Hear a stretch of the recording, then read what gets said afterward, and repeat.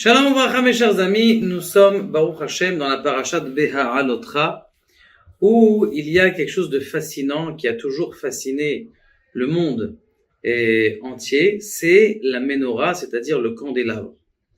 On croit que le candélabre a été volé et spolié par les Romains, comme on le voit sur le shahar, la porte de Titus, mais ce n'est pas le cas. En effet, la menorah qui a été faite par Moshe Rabbeinu ne peut pas être volée, elle a été ganouz, c'est-à-dire qu'elle a été ensevelie dans le nord d'Eretz Israël, dans un kfar. Il y a quelques années, en effet, il y a eu quelqu'un qui l'a découvert et il est parti voir les rabbanim pour leur dire ce qui est sa découverte. Il a dit, s'il te plaît, ferme absolument cet endroit et le jour où le Beth Amikdash reviendra, eh bien, on ira la chercher. Donc, Baruch Hashem, c'est quelque chose qui est très fascinant et qui a fait beaucoup d'inventions autour de cette menorah. Maintenant, dans la Kabbalah, a priori, il faudrait savoir qu'est-ce que c'est ce inyan de la menorah. C'est quoi, de quoi on parle? C'est quoi ce candélabre? A priori, on comprend pas comment est-ce que Dieu demande à un homme, tiens, allume-moi dans mon Beth Amikdash, allume-moi dans mon sanctuaire des petites lumières. Qu'est-ce que c'est? Eh bien, le Rabbeinu Bechaye pose une question intéressante.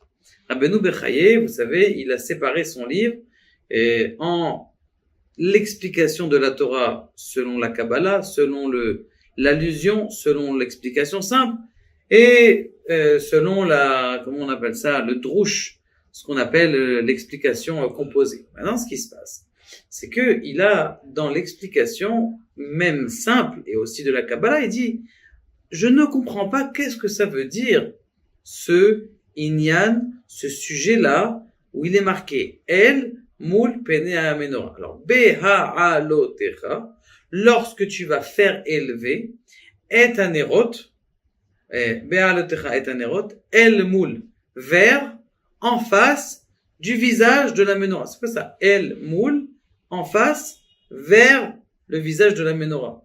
Il y a des mots qui sont en trop. Et il dit, j'ai remarqué autre chose, quelque chose d'intéressant. Il dit le Rabbeinu Bechaye, donc un Rishon. Rabbeinu Bechaye, c'est l'auteur du Chovot HaLevavot.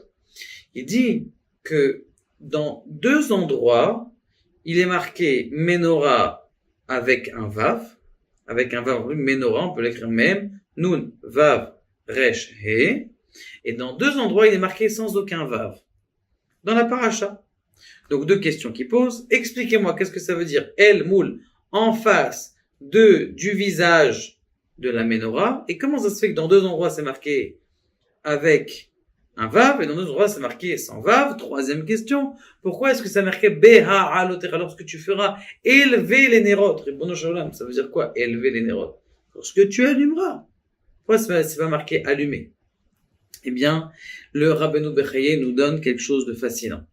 Il nous dit, tu crois que lorsque tu allumes ou quand tu fais une mitzvah, nous, les petits juifs, nous faisons une mitzvah, tu dois dire, bon, c'est une petite mitzvah que j'ai fait, j'ai mis une petite pièce de tzedaka. Il dit non.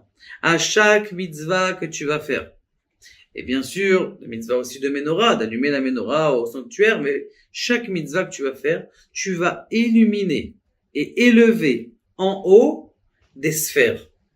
Combien il y a de branches à la menorah? 7 branches. Je vais rentrer un petit peu dans les profondeurs, puisque notre sujet c'est la paracha dans la Kabbalah, et c'est uniquement ceux qui sont intéressés par la Kabbalah qui écoutent ça. Une branche qui est intéressante, ça fait référence au chesed. L'autre, Gevura. Alors qu'est-ce que ça veut dire ces mots-là? C'est bizarre. C'est quoi le chesed? Le chesed, c'est tout simplement lorsque quelqu'un y fait du bien, il illumine en haut la sphère, qui est une grande sphère, une boule de lumière, qui est une partie d'Akadosh Baruch Hu, il illumine cette lumière. Et il fabrique, avec cette lumière, ce sont les atomes, si on peut dire ça, les atomes des mondes supérieurs. Donc le chesed, la rigueur, c'est quoi? Rigueur de quoi? Tout simplement, la rigueur, c'est-à-dire que je fais attention à ne pas m'énerver. Je me bats contre la colère. Ça, c'est de la rigueur. Tiferet, c'est quoi? Tiferet, ça fait référence à l'étude de la Torah, l'approfondissement et à comprendre la splendeur de la Torah. Ça, c'est la branche du milieu. Tiferet, c'est la branche du milieu. D'un côté, on a le chesed, de l'autre côté, on a la gevura. Alors, chesed, gevura, tiferet, netzach, hod. C'est quoi? Netzach, hod. C'est l'éternité. Ça veut dire quoi l'éternité? Tu peux faire quelque chose qui soit ponctuel. Une mitzvah qui est ponctuelle. Mais il y a des gens qui font des mitzvot qui sont à l'éternité. Par exemple, je construis une synagogue, elle va durer pas pour les prochaines années. Des générations et des générations, il y a des synagogues qui sont construites. Donc, ça veut dire que je vais donner une force à mon action qui va périter. J'ai un enfant. Le fait d'avoir un enfant et que lui aussi il a un enfant, eh bien, ça fait en sorte que, eh bien, ma force, elle a des générations et des générations. Ça, c'est le Netzach. Le Hod, ça fait référence à quoi? Une autre du candélabre. Hod, c'est d'apprendre à remercier et la vision de l'homme qu'a à regarder le bien. Remercier Hod et la vision de regarder les bonnes choses. Le verre à moitié plein, je regarde que le plein.